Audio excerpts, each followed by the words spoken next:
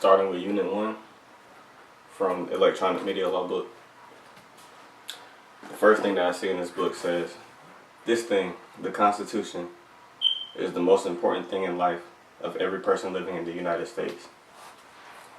The Constitution is definitely one of the most important things that you can have in life because it's the thing that keeps everybody together. It's the thing that maintains the balance of life in our country.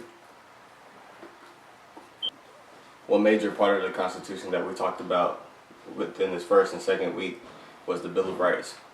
The Bill of Rights involves 5 different rights that every American has. With the Constitution, we learned that in the First Amendment you have 5 main rights. The rights to the freedom of speech, the freedom of religion, meaning that Congress can't abridge any practices or make a law respecting an establishment of religion.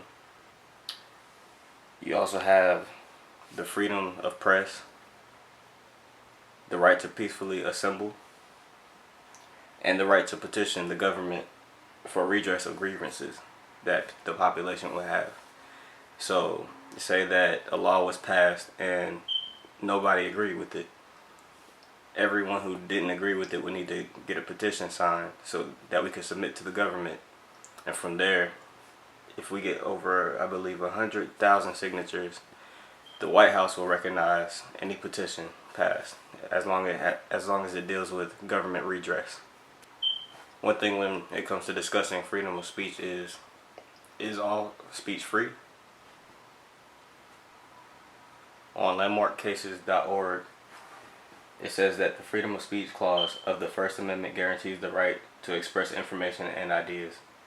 On its most basic level, it means you can express an opinion without fear of censorship by the government, even if that opinion is an unpopular one. It protects all forms of communication: speeches, books, art, newspapers, telecommunications, and other media. The First Amendment does not mean you can say anything that you want, wherever you want, or whenever you want.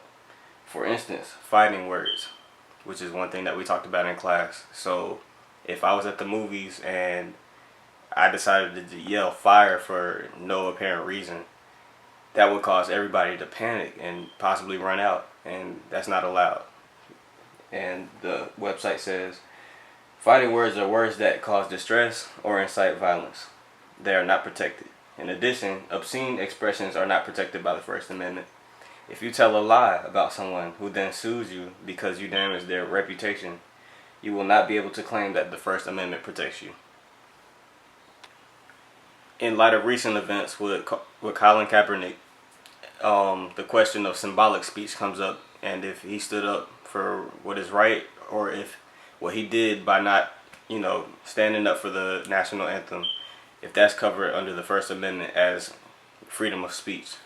Because a lot of people feel like it's unpatriotic to not stand up for the national anthem, but, under the First Amendment, the idea of symbolic speech is covered. And so, landmarkcases.org says, sometimes speech is spoken or written.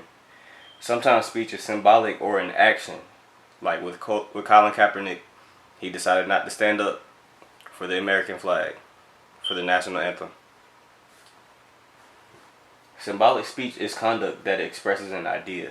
Although speech is commonly thought of as a verbal expression, we are all aware of nonverbal communication: sit-ins, flag waving, demonstrations, and wearing. Protest buttons are an example of symbolic speech. If a certain case like this were to go to court, the court would ask whether the speaker intended to convey a particular message and whether it is likely that that message was understood by those who viewed it. I'll say the biggest part of what I've learned from these couple of weeks that we've been in this media law class is that with every case that we've covered dealing with anything with the First Amendment or what's going on with symbolic speech, all of these things changed life as we know it simply because somebody decided to stand up and say, I don't feel like that's right.